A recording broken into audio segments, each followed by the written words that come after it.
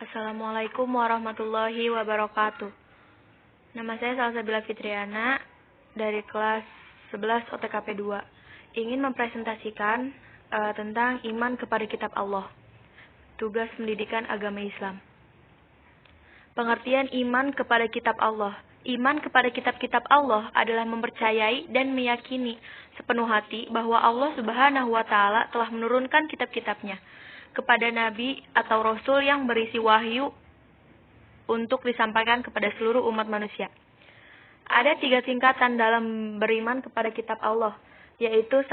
Qotmil, membaca saja. 2. Tartil, membaca dan memahami. 3. Hafiz, membaca, memahami, mengamalkan dan menghafalkan. Kita sebagai umat Islam belum cukup beriman kepada kitab-kitab Allah Subhanahu wa Ta'ala saja, tetapi harus senantiasa membaca, mempelajari, dan memahami isi kandungannya, sehingga kita tahu aturan-aturan di dalamnya untuk selanjutnya kita amalkan dalam kehidupan sehari-hari.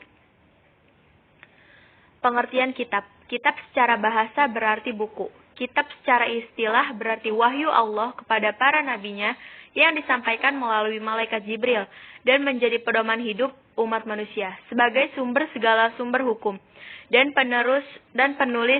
penulisan serta susunannya sesuai dengan yang telah ditetapkan Allah. Pengertian suhuf.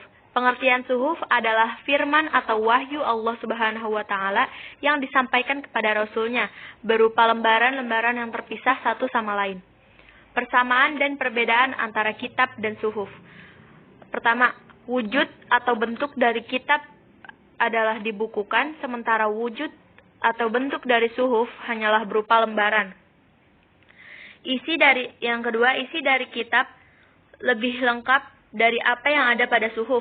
Hal ini wajar mengingat kitab sudah berupa buku, sementara suhuf hanyalah lembaran. Oleh karena hal ini, juga maka hukum ataupun wahyu di dalam kitab memiliki kesinambungan, sedangkan suhuf tidak. Selain menurunkan kitab suci, Allah juga menurunkan suhuf yang berupa lembaran-lembaran yang telah diturunkan kepada para nabi seperti Nabi Ibrahim alaihissalam dan Nabi Musa alaihissalam. Kitab-kitab Allah berfungsi untuk menuntun manusia dalam meyakini Allah Subhanahu wa Ta'ala dan apa yang telah diturunkan kepada rasul-rasulnya. Berikut kitab-kitab Allah. Kitab Taurat. Kitab ini diturunkan kepada Nabi Musa alaihissalam sebagai pedoman dan petunjuk bagi Bani Israel. Adapun isi kandungan kitab Taurat meliputi hal-hal berikut.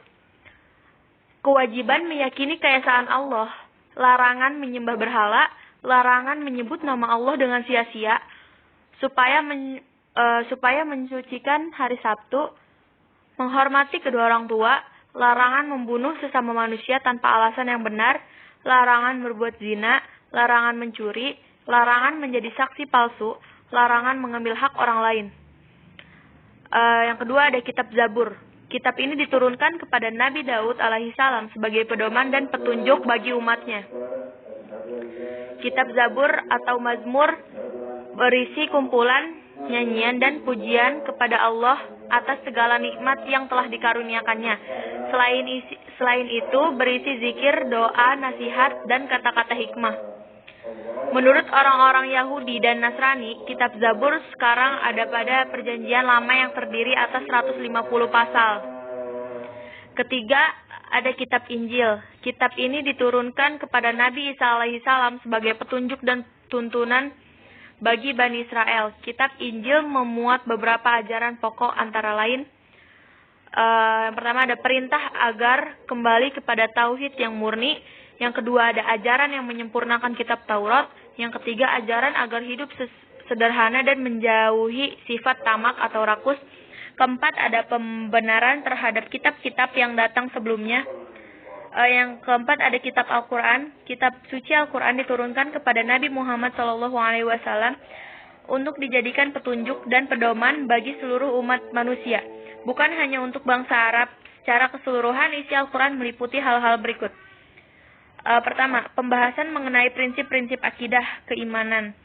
Kedua, pembahasan yang mengangkat prinsip-prinsip ibadah. Ketiga, pembahasan yang berkenan dengan prinsip-prinsip syariat. Contoh penerapan.